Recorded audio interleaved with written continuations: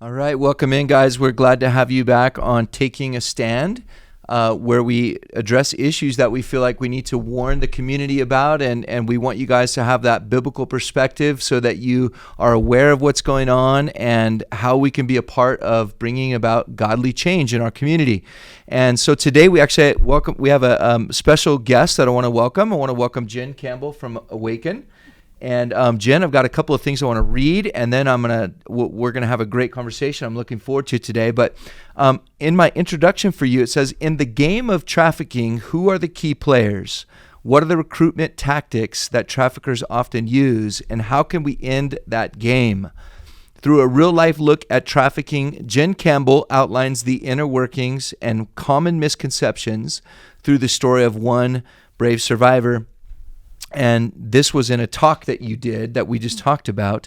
But Jen, you hold a Master of Business Administration from the University of Nevada, Reno, and you and Melissa Holland co-founded Awaken in 2011, and you are currently the co-chairperson of the Prevention Committee on the State of Nevada's Commercial Sexual Exploitation of Children Coalition. Is that right? I think that's all true. That's a mouthful. I know.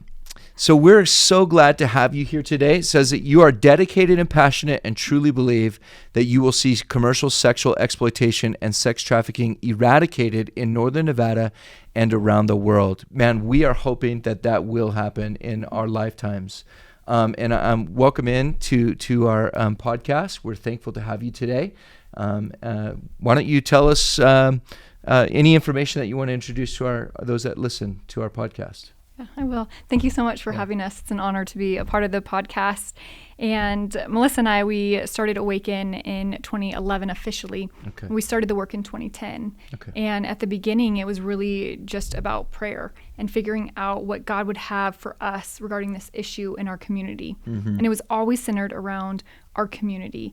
Even if you take the name Awaken, it comes out of Romans 13. And it was a call for the church to awaken, the church to rise up. We truly believe that it is the church becoming the church that is going to be the solution to this. Yeah. And so I love even just the diversity and the reach that this podcast will have. Yeah. And even right now, I would say currently within Awaken, we've been praying into and having conversations with our whole team about what's next for us and really how do we get that partnership with the church to be the solution. Yeah. Like we can be an agent and we can get the women and the girls in the recovery so far, but it's truly the church that is going to be the entire solution. I love that vision. I love the idea of getting all the church together. Mm-hmm. I mean, this should be something that the church can get behind, I think. This is something that every church should go, yes, let's work together to eradicate this kind of manipulation and exploitation of these young girls in our community.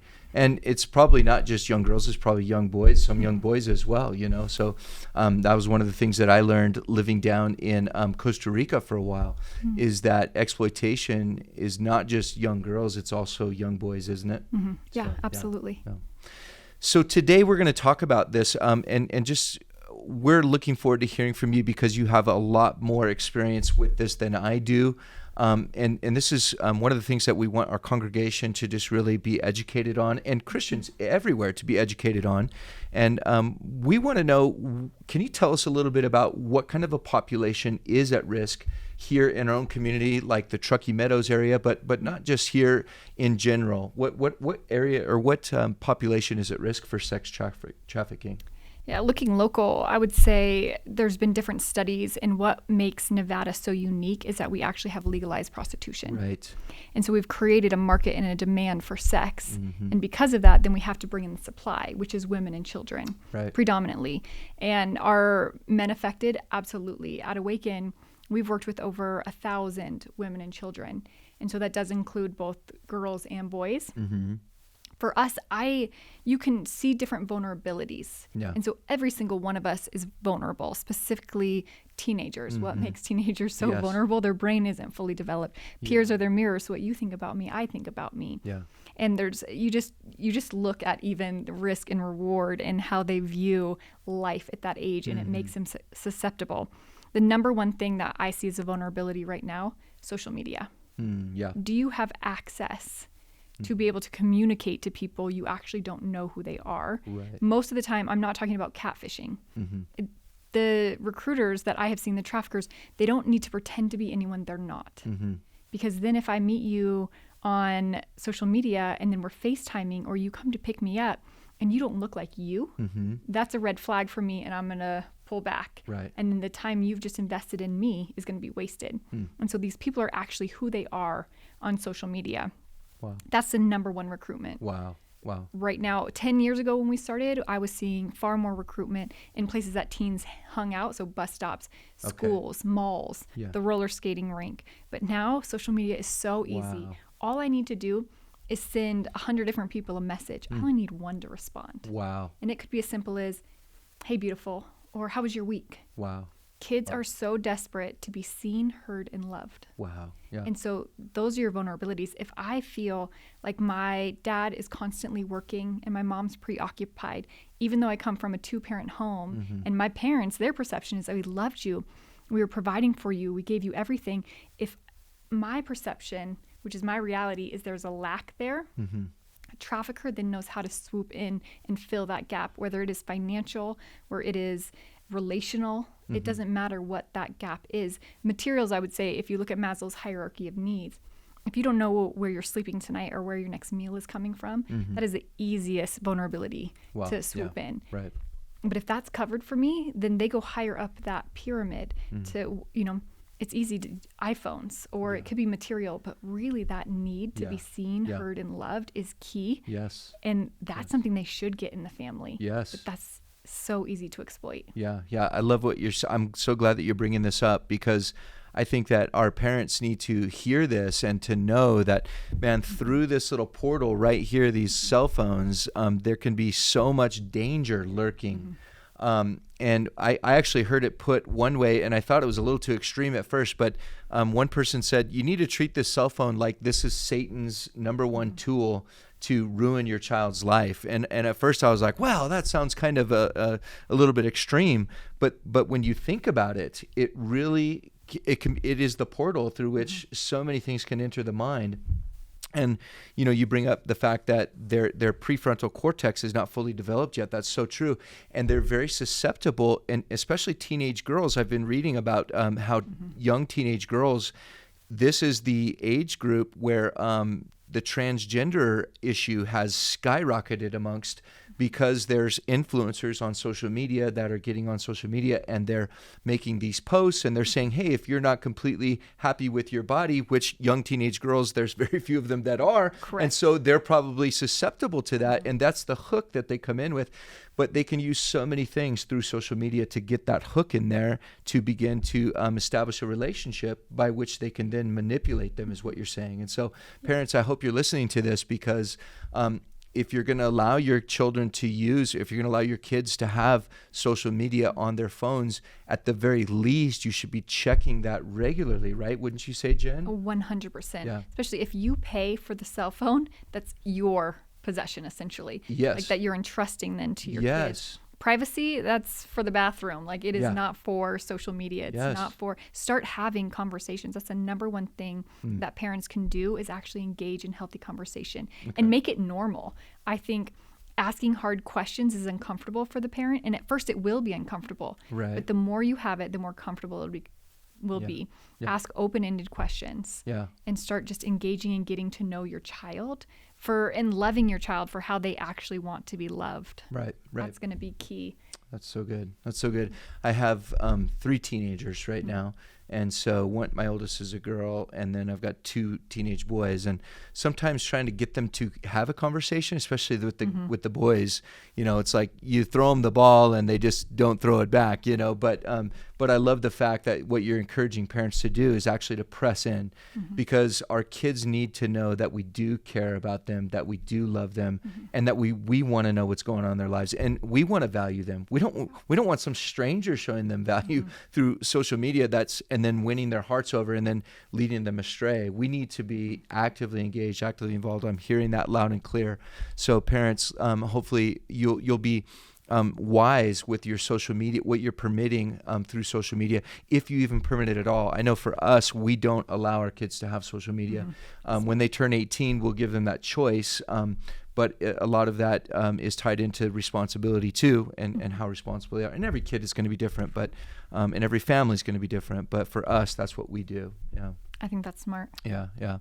So what kind of a background are these girls being recruited from? Is it like, you already kind of talked about it, are they all of these girls just on that hierarchy of needs scale? Are they all in one certain category, or are they across every category? It's across every category. Okay. In our community alone, I know that currently we either are currently working with or have worked with somebody at every single one of our high schools and most of our middle schools. Wow. When we started the youth program, we had more girls at the end of that school year, it was 2017, maybe even 2018, that came out of the same high school that I graduated in. Oh, wow. And so it doesn't matter if it's a more affluent neighborhood, or like you would assume lower socioeconomic statuses have more vulnerability, and it adds to it, absolutely. But because of social media, because of even the comparison and competition that teen girls specifically face in what you have than I want,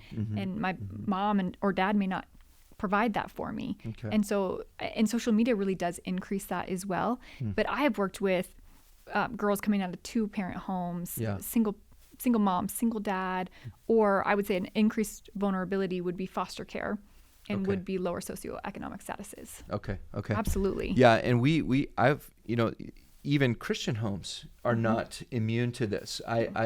We have a young lady here at this church that this happened to her through a coach at her high school. And but she came from a home where the parents were going to church. But because we've legalized prostitution, those are legal businesses. Wow. So even in our own community, one of the owners of a strip club can actually become the track coach at one of our local high schools. That's crazy. And I know for certain that he has promised girls jobs. Wow. Oh my goodness. That's horrible. We actually worked with a participant, and we were up in our drop-in center, and she's filling out job applications. And then she says, well, we're strategically located in our community where we're kitty corner from 2 different strip clubs. Okay. And she was like, well, I'm going to go over to one of the strip clubs and get an application because so-and-so was my track coach, and he said I could always have a job there. No way. That's crazy. But it's a legal business. So the school district is not willing to do anything about it. Oh my goodness, that's ludicrous. At the time. Yeah. Can you give us an idea what the ages are of these girls as they're being recruited? The youngest girl I have personally worked with has been 11.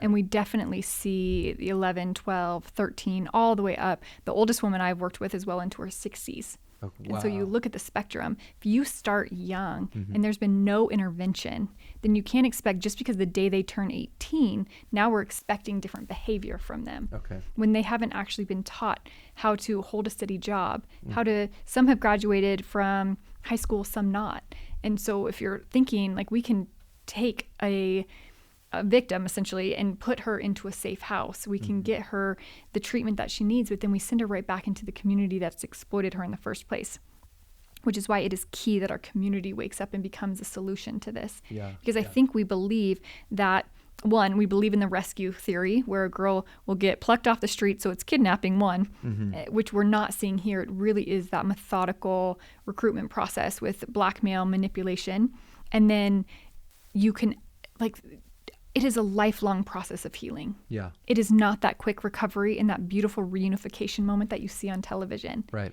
It is lifelong. Yeah. And so I think it's so multidimensional to just the issue. Yeah. And I think a lot of people think that, what they want to be involved in is that that rescue moment where it's like, we're going to swoop in, we're going to be the hero, we're going to do this. But what sounds like you're saying is the real heroes are the ones that continue to pour into these girls and love on these girls and just disciple them throughout the remainder of their lifetime. Yeah. And this is where, Jen, as a pastor, I just want to say that this is where the gospel of Jesus Christ becomes so powerful, because the gospel can bring true healing deep, deep down in the darkest areas of a person's life. And it is the gospel that truly meets every innate need that a human being has. But a lot of times we can have that here in the head knowledge department, but we don't live it here. And so that's where the church, I think, can really come in. And as we minister and share the gospel with some of these precious girls, they can find true healing and true peace and forgiveness, and be cleansed and renewed and revived, and all these great things. Absolutely. I can get you out of a life of prostitution. It doesn't mean you're free. And so the work that you do when you get out is imperative. And I look at different survivors who are truly free and living within the purpose that God called them to live in.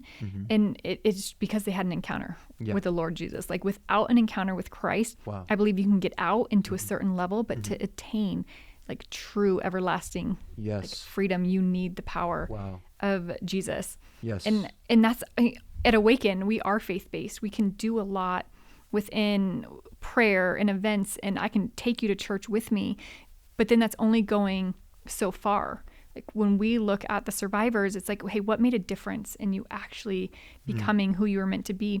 And they all talk about how the church then brought them in. And so it has to be almost that handoff between us and the church, like, come with us, but you have to have your own community. You have to find your family and healing within the body of Christ.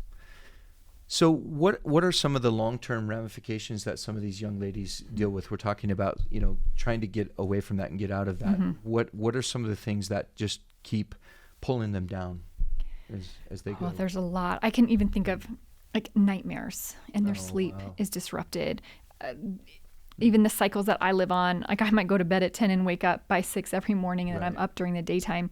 Their internal clock is completely different. And so learning how to actually function within our kind of 9 to 5 world, there's, with the younger girls especially, rumors fly really quick. And so when they go back into their maybe school settings or old friend cycles, people have talked. And so that internal shame, because traffickers, they are constantly, their whole job is to deconstruct who you are and rebuild you who they want you to be. And that happens sometimes fast, sometimes really subtly and over time. And so you can't just unwind that. And so it might be, it's the mental chains. It is not the physical chains that hold these girls captive. It is truly the mental. It's the coercion. It's the blackmail. And so I've talked to women and girls that have come out, and they're so afraid to even make a choice of, do you want that red shirt or the blue shirt? There's no wrong answer to that, but they're so afraid because they've been told who to be and what to believe. And so even the choice without choice, it's not love. And so even within the Christian faith of bringing them in, it's like, God is such a gentleman. He's not going to force anything upon you. But for them just to figure out who they are apart from somebody else telling them who they are, it's a process. And so lifelong of therapy, you have to, our clinical one of our clinicians, Katie, she always likens it to a snake. A snake doesn't just shed its skin before it grows new skin. It grows the new skin, and then it's able to shed the old skin. And so what does that new skin look like? It looks like new relationships. It looks like, new housing, maybe a new job. How do you support yourself financially? What are your coping mechanisms? Because we can't actually go deep in therapy when your only coping mechanisms are still unhealthy for you. And so developing new coping mechanisms, everything, they completely have to relearn how to do life in this new way while shedding the old. You just can't expect somebody to shed their skin before they grow the new skin back. They've got to have a supporting community around them. They've got to have people that are going to help them walk through all of these things. Wow, that's amazing. How can we as parents help our children ward off predators? What's something we can do? The number one thing, like I said, is having those hard conversations. Andrea, she is our program director. She printed this. These are my notes. Because I can't always stay on top of the apps. But so becoming aware of the apps that kids use. Because I think we all know Facebook, Instagram, TikTok. But there's so many of like Be Real, even the calculator app that hides hidden photos. But when you look at your kid's phone, it actually looks like a real calculator. Really? The only reason you know it's not a real calculator is because there's a little, I think, equal sign at the bottom that's in green. And it's made for hiding apps. So the apps are actually getting smarter than the parents at this point. That's scary. And so being on top of even there's different programs, whether Bark or I think Disney has, to actually put on your phone. Yep. So it'll flag you when certain words or apps get downloaded and, and then also said through text messaging. Yeah. So Bark is an app that I know about that we have on our phone it allows you to kind of basically be inside your kids' phone and you know what kind of texts are coming in, you know, and all that. It does cost money. And, you know, I guess the alternative to that is, well, hey, just give me your phone. Give me your phone every day and I want to go over your phone with you. I even saw one, a photo of it's like the battery. It looks like the battery's too low. And kids will put that on their phone. Their parents go, I need to see your phone. And they'll just show it to them. And then the parents go, oh, your phone's about to die or it's dead, you know. And so they just give it back to them. It's kind of, you have to understand they're going to try to do some workarounds. They're going to be tricky, but press in, get involved, inspect those phones, be a part of your kids' lives. So you've got 8 apps that parents should know about. What are those? So there's, I think it's live.me. Okay, live.me. Yep, ask.fm. Okay. Whisper. Andrew also threw out Be Real. Okay. And then, Be Real. OME TV. Okay, OME TV. And then you have Kick, TikTok, the Calculator app, or Hot or Not. Okay, and so there's a bunch of different ones, and they're constantly, there was one that was big, it was Omegle, and so essentially you could talk to anybody around the world. It would just randomly put you together in a chat, and you didn't know, but they were already recording you. Wow. And it eventually, most of the time, would go sexual, and talking to kids, they're like, oh, then I would just X out of it. But a lot of the kids then would get stuck in it and didn't realize they were being recorded, and then they're being threatened. And the app, because also watch your privacy settings. What's that app That was Omegle. Omegle. They actually took it down. We blasted it at our banquet in November. Okay. And then they took it down maybe the week after. Oh, good. But then other sites had popped up. Oh my gosh. So even one of the kids was like, oh, but now Omegle's different because now you just talk to people in the U.S., not around the world. Because people in the U.S. don't pay for sex and aren't creepy. Right. And so it's that, those conversations with kids, like bless that their mind is so pure and innocent, but at the same time it makes them easier to exploit. Yeah. And this is something that's a huge problem right now. This has even happened in our church, but there's this thing called sexploitation where you'll get a random text, and what it is a hook, and they'll get you from somebody you don't know, and they'll get you involved in some sort of a conversation, and they'll take it down the realm in the direction of, you know, sexual things, and then the next thing you know, they'll catch you in a compromising photo or a video or something like that, and then they'll threaten to blackmail you. They'll send that picture or that photo to your contacts list on your phone, and they'll threaten to do that unless you make a payment. And this is happening, and parents, you need to know about this because it's very real. We've had to sit down and talk to all of our kids. We've warned our kids, listen, this is real, this is happening. When somebody is trying to reach out to you and you don't know them, do not entertain a conversation with them, and let us know as your parents. It's one of those things today that we're dealing with, unfortunately. Yeah. And I would say to anybody that has fallen victim to that, or if someone has fallen victim to that, we need to support them. You know, we need to surround them with love and come alongside of them. And we need to recognize, listen, everybody can have a weak moment. Everybody can do something that they regret later. And unfortunately, with these devices now, there's so much more at play. There's so much more at stake. And so they need your support. They need your love. They need have these conversations in advance. Be proactive about this, not reactive. Get out in front of it if you can, parents. So absolutely. Yeah. Check your kids' phones for any of these apps that we've been talking about. Is there anything else that you want to just throw out there for parents that we can help to safeguard our children from predators? I was just about to say, this actually doesn't have anything to do with parents, but one thing I wanted to say earlier when we were looking at the issue in our community is Freedom Signal. They came out with a software that essentially scrapes the top 20% of websites selling sex online, and they can actually, and so Awaken is partnered with Freedom Signal, and what we found is within a 50-mile radius of our drop-in center, that's right on 4th Street in Spokane, within a 50-mile radius of that, within the last year, there were 9,400 potential victims. Oh my goodness. And they generated that through scraping, and so they were identified as unique individuals. But so we talk about the problem in our community. That's within 50 miles. Wow. 9,000. Within a 3-month period, it was just under 2,500.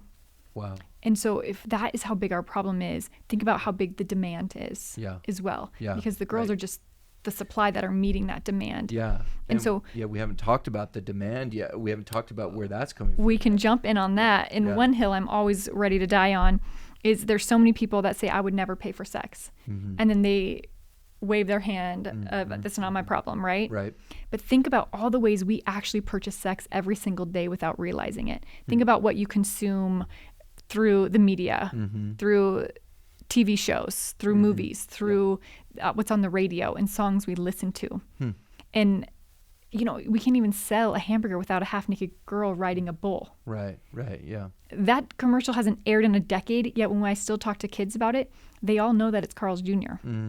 It's because that sex image is so ingrained in our mind. And that's what, when we put our money behind that, we say we want more of that. And so in that sense, we are actually commercializing sex and commodifying it and how we're contributing.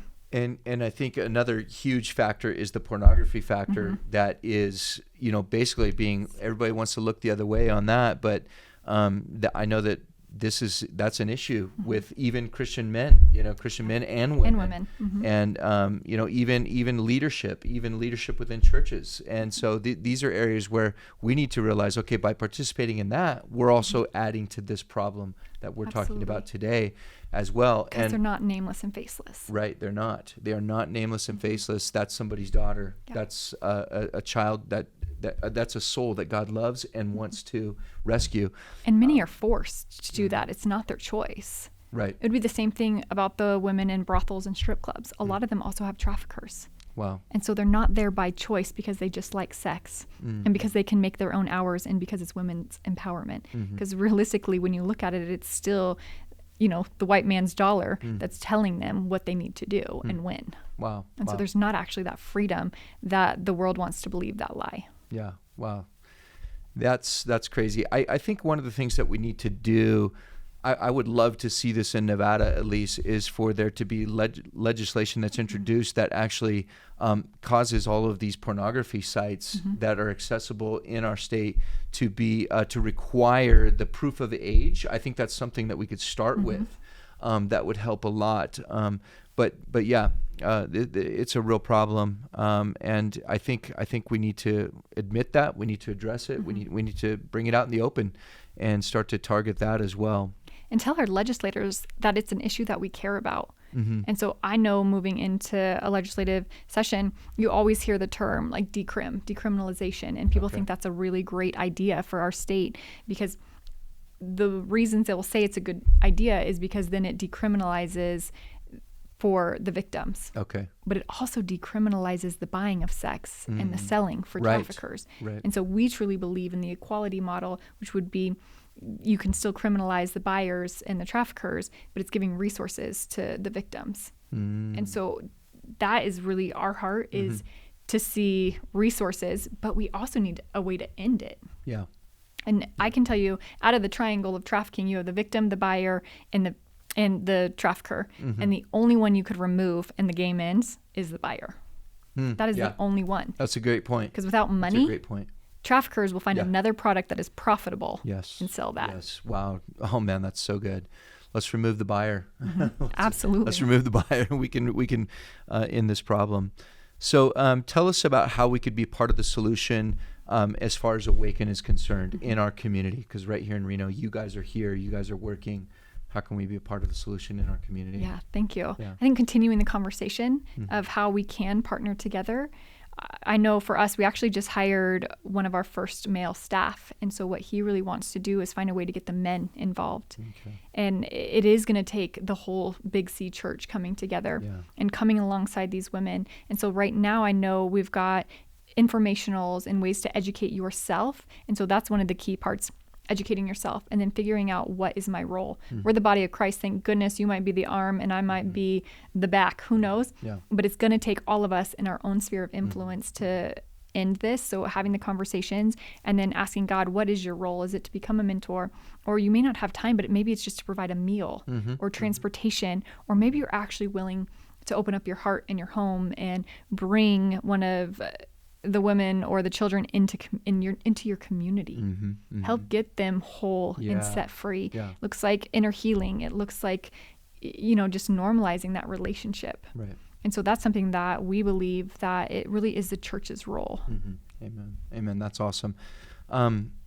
What is the website that people can check out if they are looking to contact you or to get involved in the ministry directly? It is awakenjustice.org. Awakenjustice.org. And we're also on Facebook under Awaken or Awaken INC. Okay. The INC stands for In the Name of Christ. In the Name of Christ. Awesome. I love that. Well, Jen, thank you so much for just stepping out there in faith and letting God use you in this powerful way. I know that God is going to continue to bless you in your ministry. And I'm going to be praying that not only our church, but all the churches in our community can get united behind this and come alongside and just do what we can. And thank you so much for coming on today. That'd be amazing. Thank you so much, Jen Pastor Cambell Phil. from Awaken, everybody. Thank you.